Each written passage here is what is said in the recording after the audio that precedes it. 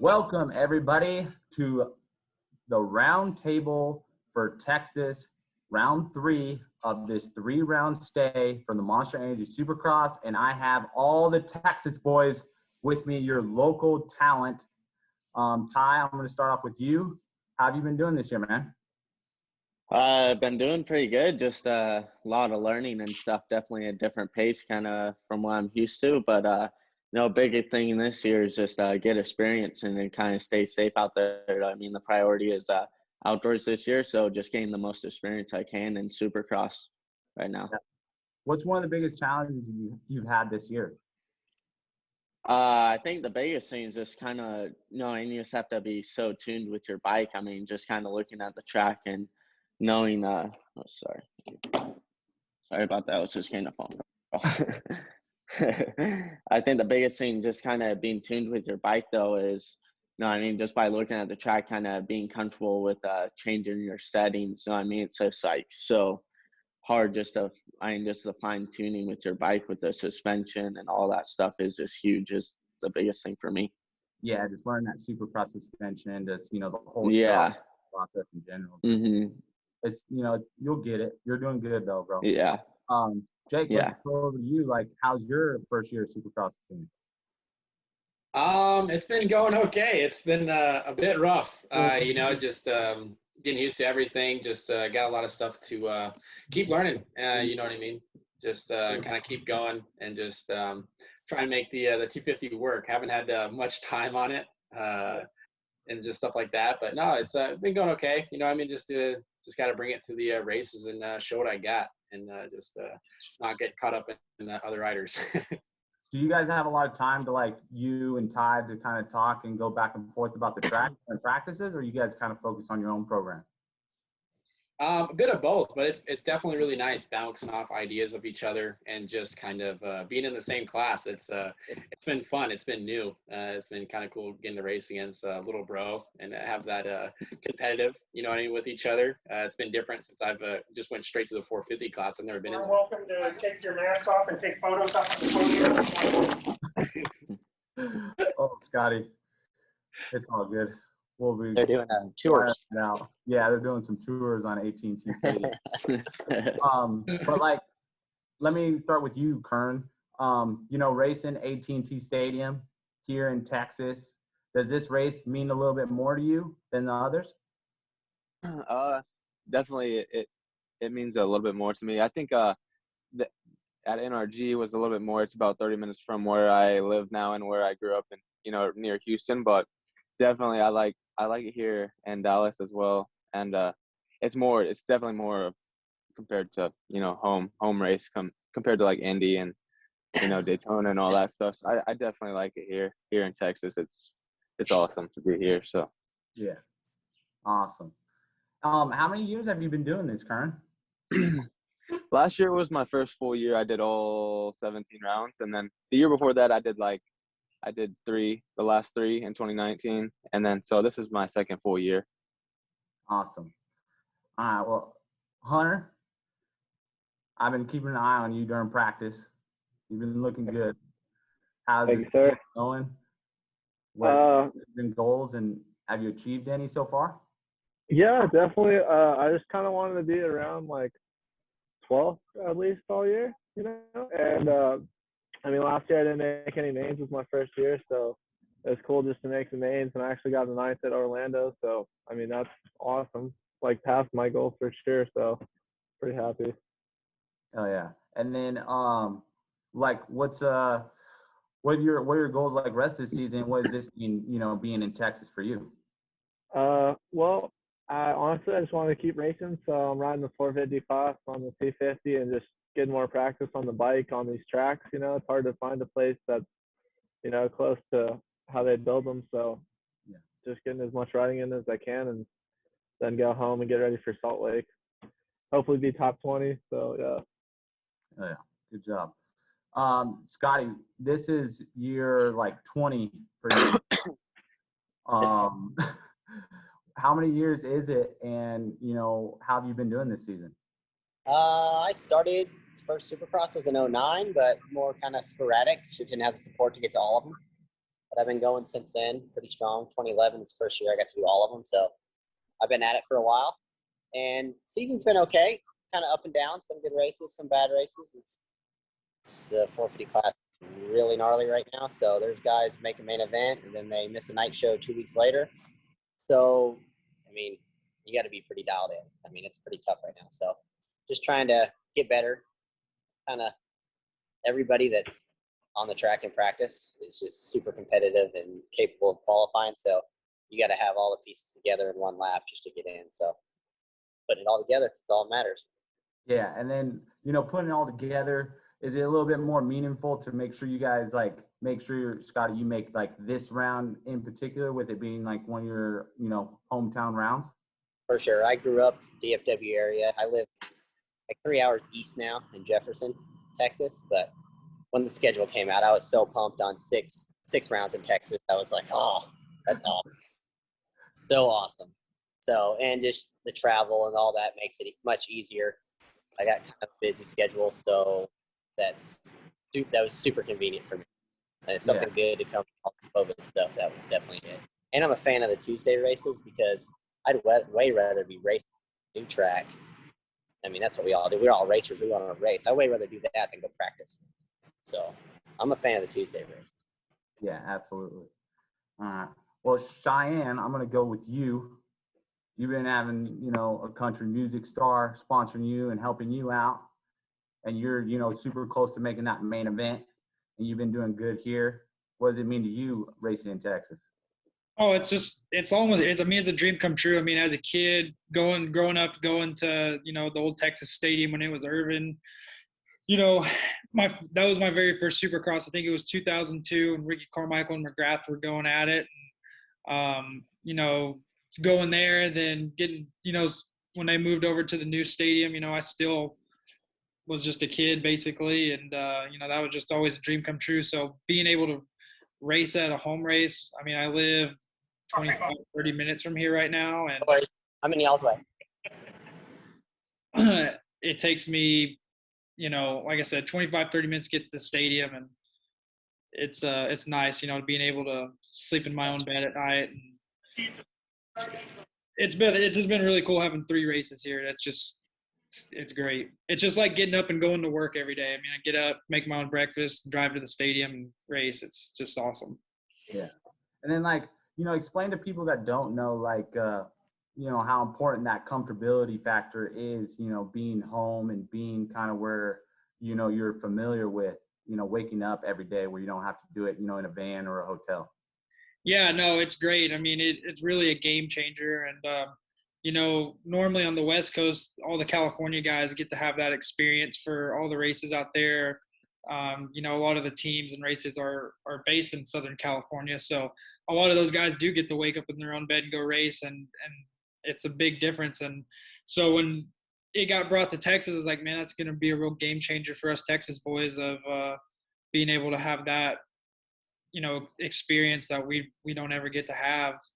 But yeah, I mean, it's great. I mean, the best way to explain it is just like you get up and it's just like another day of going to work, compared to where if you're on the road in a hotel, you know, you're waking up in a hotel that, you know, it's weird, you know, and you're in a hotel, you know, and you got to go downstairs and hope that they have a good breakfast there. You got to go find one, compared to waking up and open up your fridge and making whatever you would normally make. And yeah, it's really, really nice. And I'm living it up. I'm enjoying every second of it. And can't believe tomorrow's already the last round here in Texas. So definitely excited for it. Yeah, no, it's actually pretty crazy. And then too, it's only our last round in Texas, but it is our last closed stadium for the rest of the year, boys. So it's going to be one heck of a few months in April and May, you know, going through Atlanta and then Salt Lake City. So I'm hoping for good weather for all you guys. But no, I've been there, you know, being privateers and, you know, living the life of the Supercross, you know, star of 250 or 450. We stay in some sketchy places sometimes, and it's nice to be home and, you know, only 25 minutes away. So, Van, but, you know, I just seen you at Freestone yesterday teaching some kids. What does it mean to you, you know, racing here in Texas? Oh, it's a big deal.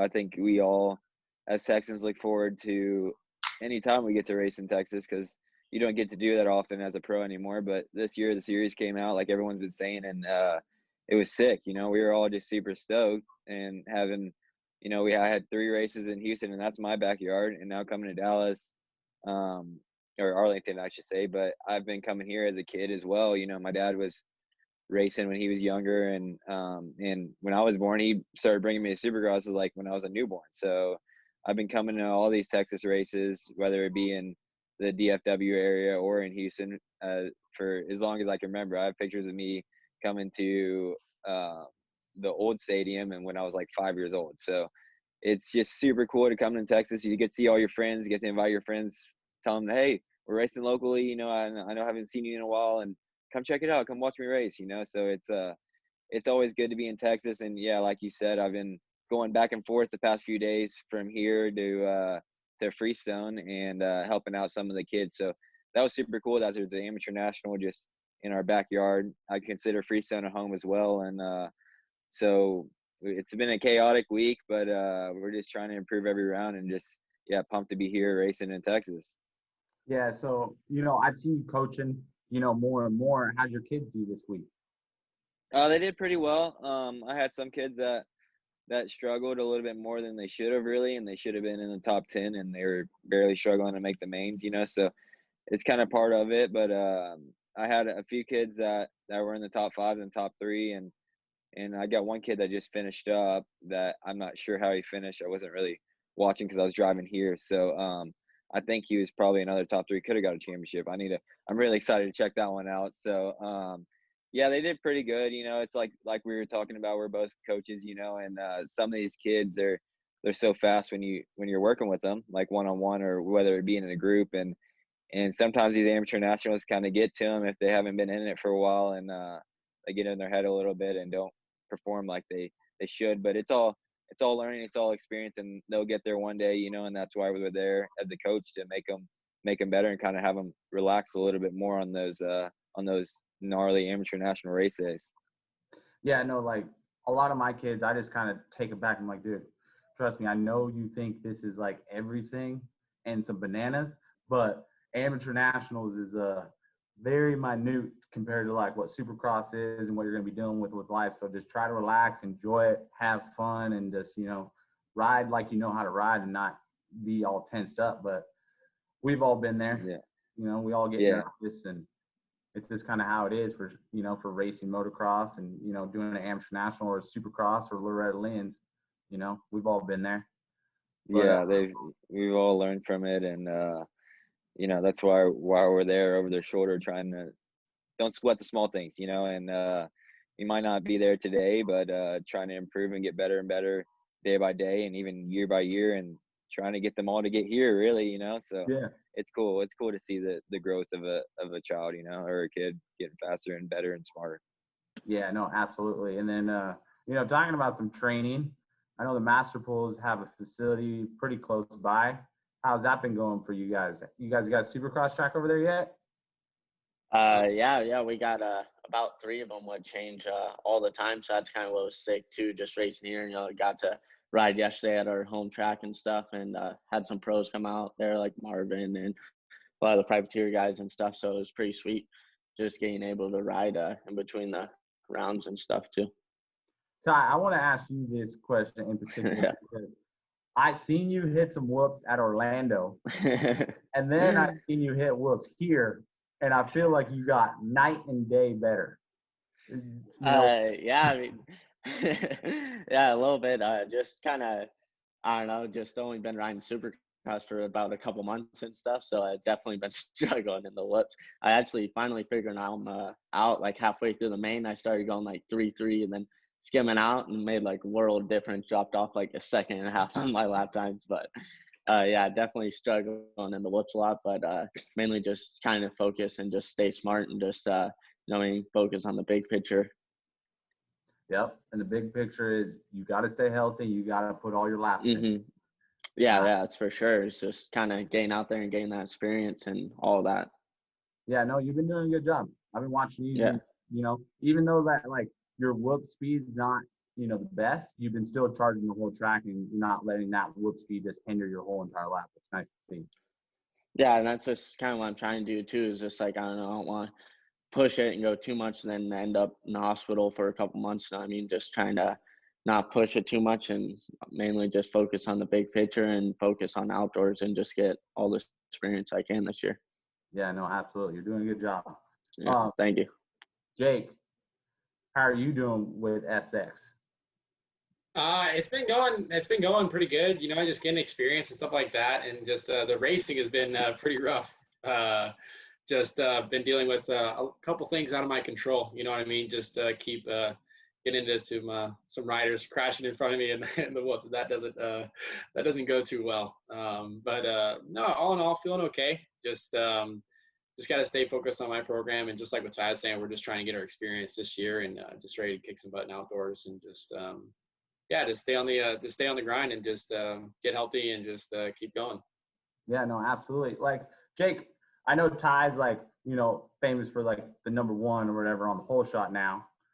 Yeah.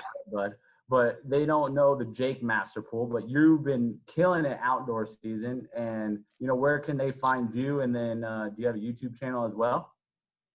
Not just Instagram and Facebook and stuff like that.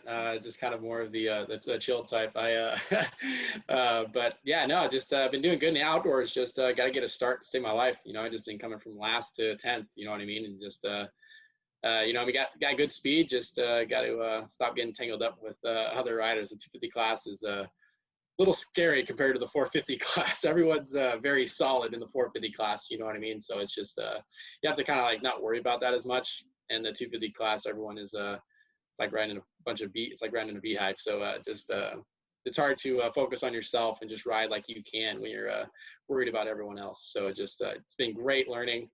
Unfortunately, it's bit me in the butt a couple times, but no, it's been fun and all in all, and it's been really special riding here in Dallas with just all the friends and family being able to come and just hang out. It's been very unique and special, and it's fun. No, that's awesome.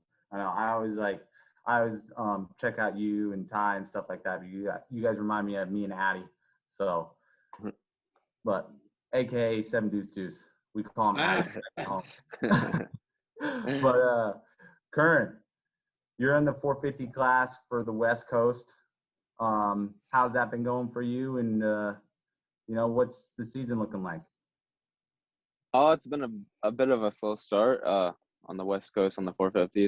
It's a bit different. I did it last year, and I knew kind of how it goes. The practices are a bit rougher from the 250 practices and stuff, but it's just been a bit rough the first two. This last one on Tuesday was a bit better. Practice went a good bit better. I kind of like the track too, so definitely a step in a better direction. It's not really what I've wanted, but it's definitely going better. So hopefully just keep it going better.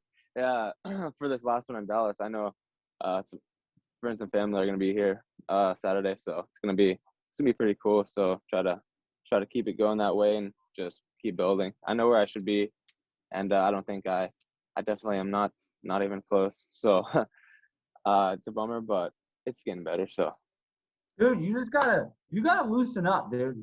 I've seen the Curran where he's like main event guy, ripping corners, ripping rhythm sections. I definitely seen how you rode tight a little bit on practice. And did you miss the night show like by like 0.4 of a second? Yeah, I missed Daytona's night show. Is a bummer. I don't know, just off day, I guess. But I missed Daytona, and I actually missed the Arlington one. So it was a bummer. I was really bummed, and honestly, coming from how bummed I was, I'm a little bit better mentally from this past Tuesday than I was. It's hard, it's hard getting down on yourself at times. Even like in the 250 class, I was not like 100% like feeling confident. I think that's a lot to do with racing Supercross. You got to be confident in yourself and knowing what you can do, and just kind of leaving every other thing that comes into your head on race day out. And I've been having a little bit of a problem. No excuses or nothing, but yeah, I just need to loosen up. That's really all it is. And it's hard. It's hard. And we got a few more rounds, and we're gonna figure it out. Yeah, we got to figure it out. I'm rooting for you, bro. I'm rooting for you. I'm trying. That's my Thank you. guy. Hunter, we're gonna get over to you. Talk about like you started. I seen you in C practice and stuff like that. And what does it mean for you to be in Texas and racing in A&T Stadium? The same Cowboy, same stadium as Dallas Cowboys. I'm actually a big Cowboys fan. I've never been here, so I'm pretty pumped about it. It's honestly a pretty crazy stadium. It's huge, so that means a lot. Obviously Texas is great. Houston is great. So Arlington, I think, is even better. And yeah, that's pretty good. All right. Well, if you're a Dallas Cowboys fan, what do you think about Dak Prescott's new contract? Truthfully. I don't have a problem with Dak. I think he's good, but that is way too much money, man. We could have got like Russell Wilson or someone like that, man. I'm kind of a little bummed about it, but it'll be all right. Hopefully he figures it out. Hey, they'll be all right. They'll be all right. It's the car. All right? Yeah, we'll see. We'll see. Oh, Scotty, going over you. You've been right on the cusp for a while. Like, are we going to flip the page here coming in round 3 of Arlington? Yeah, definitely. It's been just barely off the past couple weeks, rounds. So I said, just for me, it's so close right now, hitting whoop section 1, maybe 2 turns, 0.5% better is the difference. And you can jump up from 43rd to 30th or even more just in that difference. It's super close. And sorry for the interruptions earlier. Jerry is pumping out some stadium tours. That's the second one that's rolled through here. I'm in the photo den in the stadium so I can get to the good Wi-Fi. Yeah. And they pumped out a tour right before we started. And then I was like, oh, we're good now. And then they came bustling in again. How does it feel racing in A&T Stadium, where there's literally tours going on, on our warm-up day, Scotty? This is the coolest stadium. I might be biased because I'm from Texas, but this is by far just the way it's laid out and stuff. It's super convenient and cool. I actually went to all the ones in the old stadium as a kid, and I'm older, but I never got to race there. But I raced the first year they had it here in 2010. So yeah, this is a super cool stadium, and now the dirt is way better than it was too. So this is by far, this is a cool round, and I feel like 7/8 of the people here, I know them. So I catch up with people that, I grew up racing with when I was 6 years old and they got out of the sport. They come to Supercross every year. So you get to catch up with people. So this is a fun round. It's hectic because there's a lot going on. Even just a regular race, there's a lot going on. But, when you know a lot of people, it's pretty enjoyable and catching up. And I really enjoy these rounds. That's awesome. Does it seem like we were just talking about hectic? Does it get a little bit too hectic at times? Because I know, like, when I was doing, Anaheim races, like, everybody in America was seeming to call me to try to get me tickets. Oh, yeah. If the hookup was still there or not. Oh, yeah. Yeah, you got the people that you only talk to. They only talk to you once a year. That's right before the Dallas Supercross. But almost this year, it's easier. I guess that's another thing of the COVID. You're like, yeah, there's no tickets exist, man. You get 2 crew people and your mechanic and yourself, and that's it. Yeah. So, but that's unfortunate, for families and, sponsors, without sponsors, whether it's the races or the riders or the teams, none of us could be here. So, that makes it harder, but yeah, for sure. I know what you mean. You get blown up, with, they want, people want to get stuff from you that you can't even get. You're like, man, I can't, I don't, you're talking to the wrong person. Oh, straight up. But, it is so glad to have fans back and to hear some sort of more in the stadium. And, it is awesome to see them back in the pits, and to, on like a sponsor standpoint, when you're trying to look for sponsors or you're trying to get, new personal sponsors and stuff like that, it helps for sure. Anybody like personally that's from Texas that's helping you out, Scotty? Yeah. My title sponsor is Ronnie Prado Company, and he maintains all the toll roads in like the Austin, Texas area. So he's just, he used to race back in the day. He's got 2 daughters that ride. He sponsors some other riders too. Kern's one of them. And he's just a good friend, and he likes to come to races, and we just have fun, and those are the best people to have behind you, because, when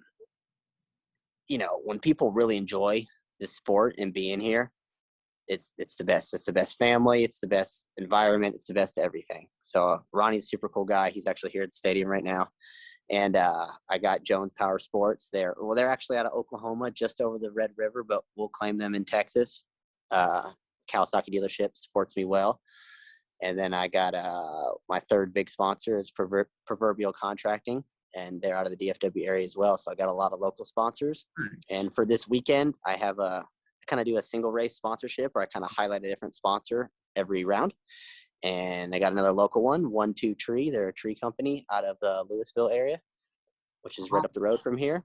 And we were just we were talking about the coaching thing. So he's a vet rider, and I'm actually going to coach him and like 5 of his buddies tomorrow morning at their track. Or no, Sunday morning. Excuse me, Sunday morning. I'll be here tomorrow morning. That's race day. These Tuesdays got me off, man. I'm struggling. So Sunday morning. Yes. So yeah. No. Yeah, a bunch of good people behind me. Without them, the same with all of us. You know what I mean? It's hard to do all this. It's just the nature of the sport's very expensive. It's a little more expensive than football or basketball or stick and ball sport. So those guys are the best, man. They hook it up for us. Yeah, no, absolutely. And like, I think I can talk on behalf of everybody here. Ty, you're just getting on the privateer program, unfortunately. But, a lot of, me being a privateer, there was always your motorcycle sponsors, the people that are helping you out with parts and stuff like that. But a lot of expenses that, you have to cover on your own, like gas, hotels and stuff like that. A lot of the personal sponsors, I was fortunate enough to have personal sponsors to kind of help me through a lot of that hurdle just to get me through those races. So, it's not just motorcycle companies that are helping every one of these kids out, living the dream of being a professional Supercross racer. So, it's a lot of personal people with construction companies, plumbing companies, road companies, people that just love the sport. So it's awesome to see everybody kind of find their niche and, get in their way. So Cheyenne, let's talk about this dirt, because we haven't touched on this dirt yet, but the dirt changed in 2012, 2013. Now it's just unbelievable here in Texas. Yeah, no, the dirt's so good. That's one thing I was actually talking to Sean about last week is here in Texas, you can get every kind of dirt. If you go out to Master Pool's place, which is where I've been doing all my Supercross prep this season, on their property, they've got pretty much almost every type of dirt. I mean, they've got black dirt, red dirt, some sand. So, but yeah, no, the dirt that we have in the stadium is really good. And when they prep the track, it really preps well. And it just looks, the word buttery comes to mind. It's just how smooth and just perfect it looks. So, the racetrack it's not broke down near as much lately because when I brought the dirt in, it was a bit drier, I think, compared to, I don't remember if you raced in 2019, but the dirt was really soft and it was super rutted. But this year it's kind of almost a bit dry. Yeah. When we're getting to that final qualifier, the track's not breaking down near as much as maybe it would in some of the years past. But the dirt's great. I mean, I haven't got to race all the races since I'm doing the West Coast, but I would say that these 3 races have been probably some of the best track and dirt that y'all have had this year. Yeah, no, I actually did race in 2019. There was like that little like tire tap or that little double thing right before the finish, and it was just like foot dragging all the way up the face, and it was just like Scary. Yeah, scary. And it was the fast line was like literally skid around the tough blocks and just try to get onto the inside where it wasn't like hitting the concrete at the bottom transition. So yeah, no, that track was absolutely nuts. But a lot of it, like just for your guys' information, so the top 6 inches of the base of the whole track hasn't got moved, and it's just getting like watered and ran over, and that's why that base is so hard, is because it's not getting tore up and it's not getting rebuilt every week. So that bottom 6 inches of dirt is just not getting moved whatsoever. So that's why that it's like literally like concrete, and there's no like dig to it, or it's not even like tearing up at all. So is that the base that they use for the rodeo? Yeah.